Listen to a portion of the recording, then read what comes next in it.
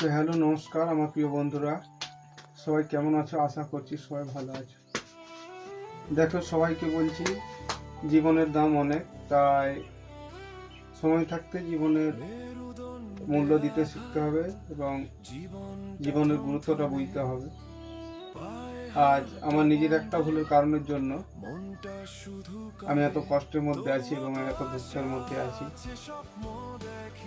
তাই যারা এখনো ভালো আছো, এখনো সুস্থ আছো, সঠিকভাবে পথে চলবে এবং জীবনের প্রতি গুরুত্ব দিবে, জীবনকে ভালোবাসবে।